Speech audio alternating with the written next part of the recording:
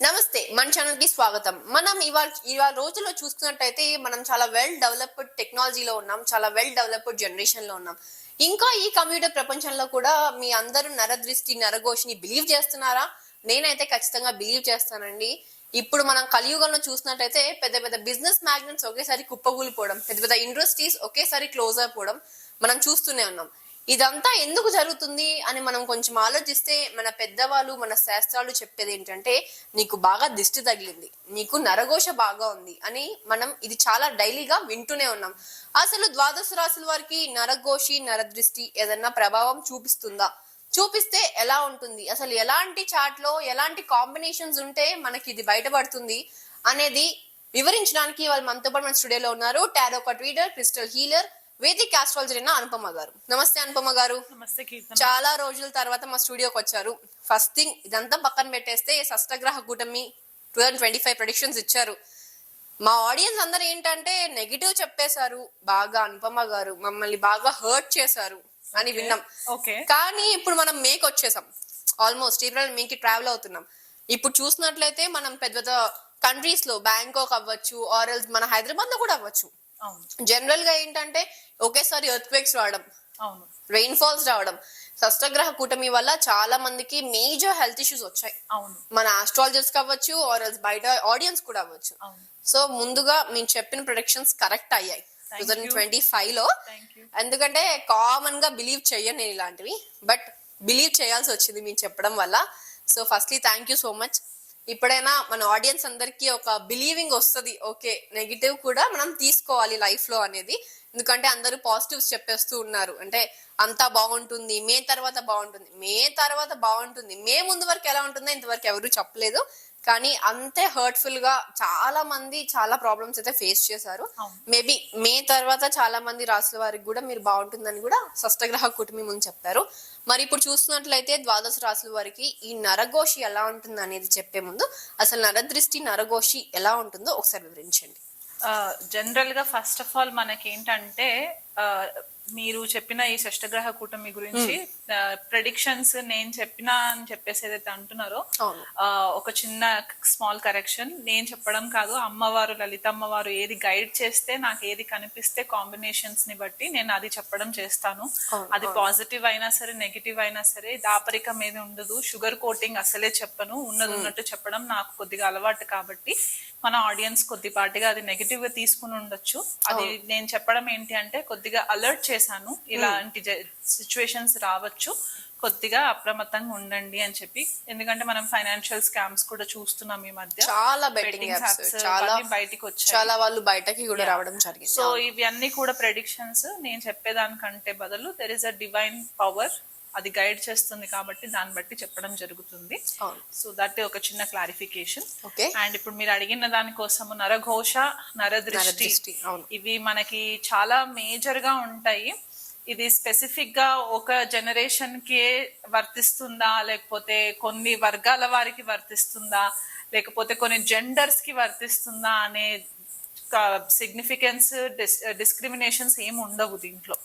ఎందుకంటే నరఘోష అనేది గత కొన్ని సంవత్సరాలు యుగాల నుంచి వస్తున్న బాధ అన్నమాట. ఇది one of the negative energies కిందకే వస్తుంది ఖచ్చితంగా చెప్పాలి అంటే. సో ఇది ఎందువల్ల వస్తుంది అంటే, మెయిన్ గా మనకి ఇక్కడ 3 గ్రహాలు కొద్దిగా కారణం అవుతాయి నరఘోష జరగడానికి. అన్నిటికంటే ప్రధానమైన గ్రహం ఏంటి అంటే శని గ్రహం మనకి కొద్దిపాటిగా ఎక్కువ డామినెన్స్ లోకి వస్తుంది అనమాట. శనిని మనకి లోభానికి అంటే గ్రీడ్ కి కారకుడు శని అన్నమాట. ఇప్పుడు నా దగ్గర ఉన్నది మీ దగ్గర లేదు, లేకపోతే మీ దగ్గర ఉన్నది నా దగ్గర లేదు, ఆ చిన్నది ఏదైనా సరే దాన్ని చూసి మనకి ఈర్ష్య, అసూయ, లోభము ఇలాంటివి రావడం అనేవి మనకి కొద్దిపాటిగా తెలుస్తూ ఉంటాయి.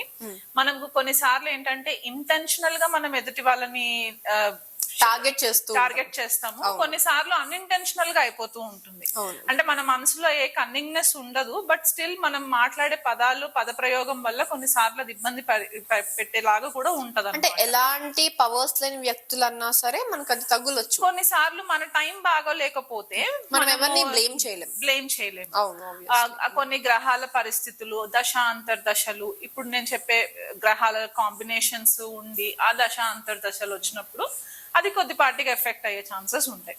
సో ఫస్ట్ గ్రహం వచ్చేసి మనకి శని మెయిన్ కారకుడు అవుతారు అనమాట.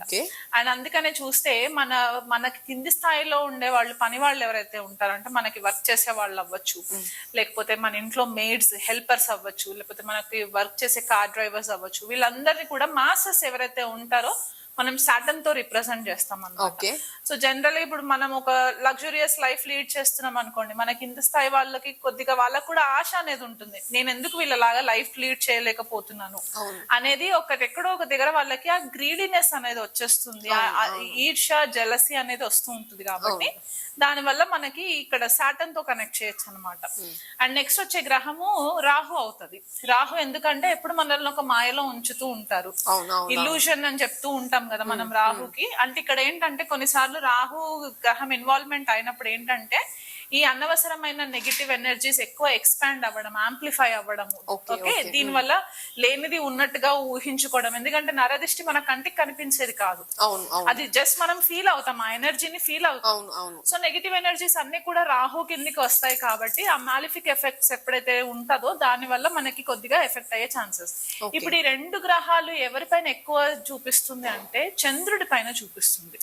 చంద్రుడు మనకి మనకారకుడు. మనం ప్రతిసారి చెప్పుకున్నప్పుడు కూడా గ్రహాల గురించి విశ్లేషణ చేసేటప్పుడు చంద్రుడు మనకారకుడు అని చెప్తూ ఉంటాం. సో మన మెంటల్ స్టెబిలిటీ ఎట్లా ఉంటది ఏంటి అనేది చంద్రుడి నుంచి మనకి డిస్టింగ్విష్ అవుతుంది. కాబట్టి ఎప్పుడైతే ఈ రాహు శని యొక్క దృష్టి చంద్రుడి పైన పడినా, చంద్ర రాహువులు యుతి ఉన్నా, చంద్ర శని రాహువులు కలిసి ఉన్నా, వీళ్ళకి ఏంటంటే తొందరగా నెగిటివ్ ఎనర్జీస్ కి ససెప్టబుల్ అయిపోతూ ఉంటారు. సో ఇక్కడ చంద్రుడు మనకారకుడు కాబట్టి ఆ మైండ్ డిస్టర్బెన్స్ అయిపోవడము, సడన్ గా డ్రైన్ అయిపోవడము.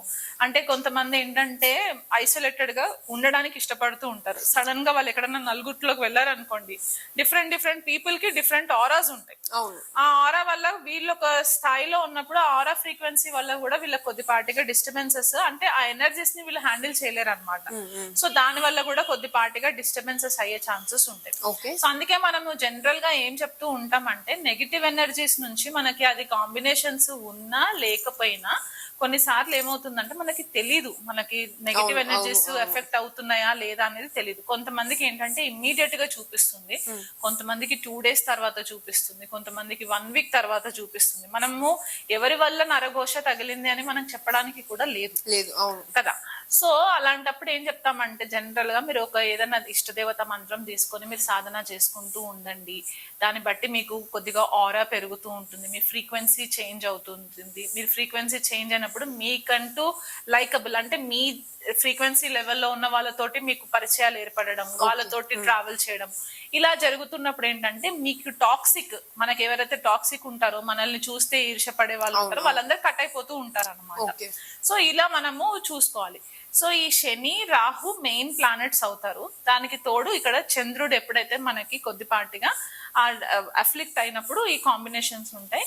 ఇంకా సివియర్ గా ఉండి అంటే హై లెవెల్లో ఉంటూ మరి సడన్ గా కింద పడిపోయినప్పుడు ఏమవుతుందంటే బాధకాధిపతి కొద్దిగా యాక్టివేషన్ లోకి వస్తుంది. దీని గురించి మనం ఆల్రెడీ ఎపిసోడ్స్ చేసుకున్నాం ఒకసారి, చేసుకున్నాం. సో ఎప్పుడైతే ఈ బాధకాధిపతి కూడా కొద్దిపాటిగా కనెక్టివిటీకి వచ్చిందో అప్పుడు కూడా కొద్దిపాటిగా వీళ్ళకి డిస్టర్బ్ అయ్యే ఛాన్సెస్ ఉంటాయి. షష్టాధిపతి ఎందుకు 6th లార్డ్ ఎందుకు చెప్పుకుంటామంటే షష్ఠ భావము షడ్రిపులకి కారణం అవుతుంది. ఓకే, ఈ షడ్రిపులు అంటే మనకి మదము, మాత్సర్యము, కోపము, లోభము, క్రోధము, ఇలాంటివన్నీ కూడా మనకి 6 ఎమోషన్స్ ఏవైతే ఉంటాయో అవన్నీ కూడా మనకి షష్ఠ భావంతో కనెక్ట్ అవుతాయి. కాబట్టి ఈ 6th లార్డ్ కనెక్టివిటీ కూడా కొద్దిగా యాక్టివేషన్ లోకి వస్తుంది అనమాట. సో శని రాహు బాధకాధిపతి షష్టాధిపతి ఈ కాంబినేషన్స్ లో ఉన్నప్పుడు, చంద్రుడి పైన వీళ్ళ దృష్టి పడినప్పుడు, ఆ దశలు వచ్చినప్పుడు కొద్దిపాటిగా మనకి ఈ నరఘోష తగలడం అనేది కనిపిస్తూ ఉంటుంది. అవి కాకుండా కొన్నిసార్లు నక్షత్రాలు కూడా చూసుకోవాలి. ఓకే. ఇప్పుడు మనకున్న 27 నక్షత్రాలలో మెయిన్ గా ఎదుటి వాళ్ళని చూస్తే ఈర్ష్య, అసూయ, లేకపోతే కన్నింగ్నెస్, ఆ కన్నింగ్నెస్ వల్ల కొద్దిపాటిగా జెలసీ రావడము, వాళ్ళు ఎదుటి వాళ్ళు పాడైపోవాలని చెప్పేసి అనుకోవడం, అంటే వాళ్ళు కొన్నిసార్లు ఇంటెన్షనల్ గా కూడా అవ్వచ్చు, కొన్నిసార్లు అన్ఇంటెన్షనల్ గా కూడా అయిపోవచ్చు. అదేంటంటే మనకి జ్యేష్ఠ నక్షత్రం ఒకటి, ఆశ్లేష నక్షత్రం ఒకటి, 2 నక్షత్రాలు కొద్దిగా ప్రామినెన్స్ లోకి వచ్చేస్తాయి అనమాట. అంటే కంట్రోలింగ్ నక్షత్రాస్ ఇవి, పొజిటివ్నెస్ ఎక్కువ ఉంటుంది, వీళ్ళకి జెలసీ టాక్టిక్స్ కూడా ఎక్కువ ఉంటాయి కాబట్టి దాని వల్ల కొద్దిగా కనిపిస్తూ ఉంటుంది. అండ్ ఎవరికి ఎక్కువ ఎఫెక్ట్ అవుతారు దీని వల్ల అంటే రోహిణి నక్షత్రం వాళ్ళు ఎక్కువ ఎఫెక్ట్ అవ్వడానికి ఛాన్సెస్ ఉంటాయి, అనురాధ నక్షత్రం వాళ్ళు ఎక్కువ ఎఫెక్ట్ అవ్వడానికి కూడా ఛాన్సెస్ ఉంటాయి. ఎందుకంటే ఇవి చాలా సౌమ్యంగా ఉంటాయి అండ్ మనకి బ్యాక్గ్రౌండ్ లో కొన్ని పురాణిక్ స్టోరీస్ కూడా కనెక్ట్ అయి ఉంటాయి కాబట్టి నక్షత్రాస్ కి అవి కన్సిడరేషన్ లోకి తీసుకున్నప్పుడు మనకి క్లారిటీగా తెలుస్తుంది అనమాట ఈ నక్షత్రాల వల్ల ఎక్కువ ససెప్టబుల్ ఉంటారు అని. సో ఇది బేసికల్ గా మనము ఎప్పుడైనా చూసుకున్నప్పుడు ఈ నరఘోష చిన్న చిన్న రీజన్స్ ఉంటాయి. ఎలాగంటే మీ హెయిర్ కొద్దిగా వేవీగా ఉండి ఎదుటి వాళ్ళ హెయిర్ సిల్కీగా ఉంటే దానికోసం కూడా నా హెయిర్ ఇలా లేదు అని చెప్పి అనుకోవడం కూడా జెలసీ. మీ కాంప్లెక్షన్ బాగుంది, ఎదుటి వాళ్ళ కాంప్లెక్షన్ బాగాలేదని వాళ్ళు మిమ్మల్ని చూసి ఇష్టపడడం ఇది ఒకటి. లేదా ఫైనాన్షియల్ గా చాలా మంది సడన్ గా ఏమి లేని స్థాయి నుంచి కష్టపడి పైకి ఎదుగుతూ ఉంటారు, వాళ్ళని చూసి ఈర్షపడి అరే వీళ్ళు ఎంత బాగా సంపాదించేసుకొని బాగున్నారు అని అనుకున్నా సరే సడన్ గా వాళ్ళు లాసెస్ లోకి వెళ్ళిపోవడము. సో మనకి పూర్వం ఏం చెప్పేవాళ్ళంటే మన ఫ్యామిలీ మ్యాటర్స్, మన ఫైనాన్షియల్ మ్యాటర్స్ ఇవన్నీ కూడా వీలైనంత మట్టుకు దాన్ని సీక్రసీగా అంటే ప్రైవేట్ గా పెట్టుకోవాలి అని చెప్పేసి ఏదైతే చెప్తూ వచ్చారో మన పెద్దవాళ్ళు, మనం ఎలాగైతే జనరేషన్ ఇవాల్వ్ అవుతూ ఉన్నదో ఈ ఎవల్యూషన్ లో మనం ఏం చేస్తున్నామంటే ఎదుటి వాళ్ళకి అన్ని కూడా షో ఆఫ్ చేసేస్తున్నాం. అవును, ప్రతిదీ కూడా మనము వీడియో రికార్డింగ్ చేసేసుకొని పబ్లిక్ లో పెట్టేసుకోవడము, ఆ రీల్స్ కోసము లేకపోతే ఆ అటెన్షన్ కోసము మనం ఎప్పుడైతే అటెన్షన్ సీక్ చేస్తూ ఉంటామో ఇక్కడ మనకి తెలియకుండానే మనము చాలా మట్టుకు ఈ ఎన్వి, జెలసీ, ఈ నరఘోష ఇవన్నీ కోరి తెచ్చుకున్న ప్రాబ్లమ్స్ అన్నమాట. దీనికి ఎవ్వరు రెస్పాన్సిబుల్ కాదు, మనమే రెస్పాన్సిబుల్ మన ప్రాబ్లమ్స్ కి. ఎందువల్ల అంటే ఇవి చేయకుండా మనం గుప్తంగా పెట్టుకున్నాం అనుకోండి మన పర్సనల్ మ్యాటర్స్ ని, ఎవరికైనా ఎలా తెలుస్తుంది? తెలియదు కదా. మీరు ఎంత బ్యాంక్ బ్యాలెన్స్ ఉంది అనేది మీరు పబ్లిక్ లోకి వచ్చి నేను ఇన్ని కోట్లు సంపాదిస్తున్నాను అని చెప్పుకుంటేనే తప్ప ఎవరికి తెలియదు.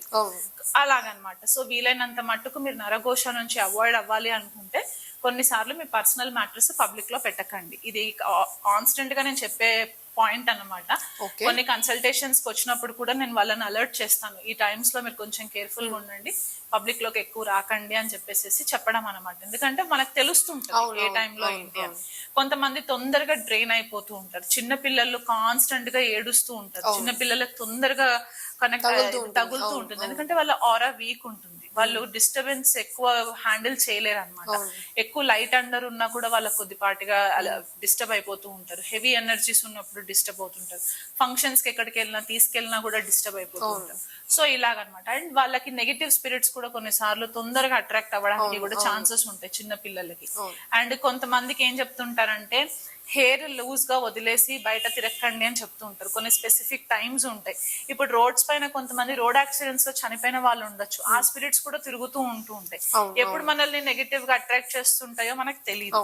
సో వీలైనంత మట్టుకు మీరు ఏదన్నా ఒక ఇష్ట దేవత ఆరాధన చేసుకుంటూ ఉంటే గనక కొద్దిపాటిగా మీరు అది అవాయిడ్ చేయడానికి వీలుంటుంది.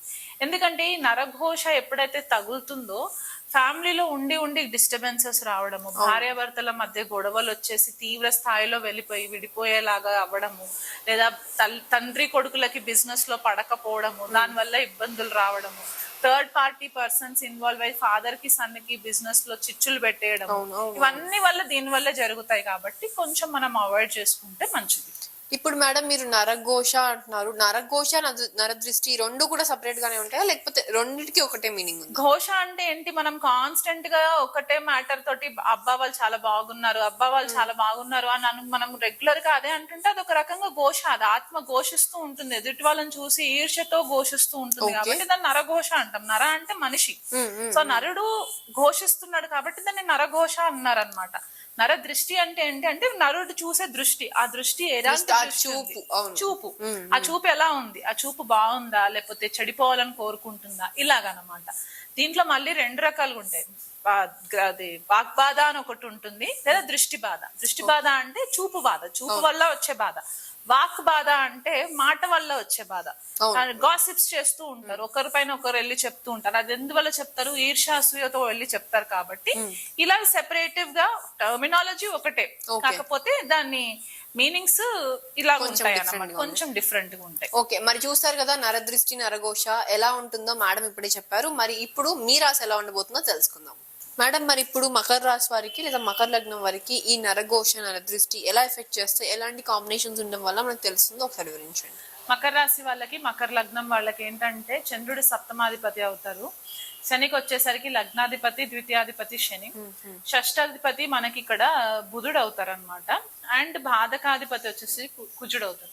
సో ఈ అన్ని హౌసెస్ ఇప్పుడు ఏవైతే మనం డిస్కస్ చేసుకున్నామో ఈ గ్రహాల కాంబినేషన్స్ గనక లగ్నంలో పడిన, లేకపోతే సప్తమ భావంలో పడిన, షష్ఠ భావంలో పడిన, అష్టమంలో, వ్యయంలో అండ్ బాధక స్థానంలో ఉంటే గనక, అండ్ వీటి గ్రహాల పైన రాహు యొక్క వీక్షణ పడినప్పుడు ఏమవుతుందంటే చాలా ఇబ్బందికరమైన పరిస్థితి వచ్చేస్తూ ఉంటుంది. స్వతహాగా మకర రాశి వాళ్ళు చాలా హార్డ్ వర్క్ చేయాల్సి వస్తుంది. వాళ్ళకి సడన్ గా ఏది కూడా ఈజీగా లైఫ్ లో దొరకడం అనేది కొద్దిగా కష్టం అనమాట.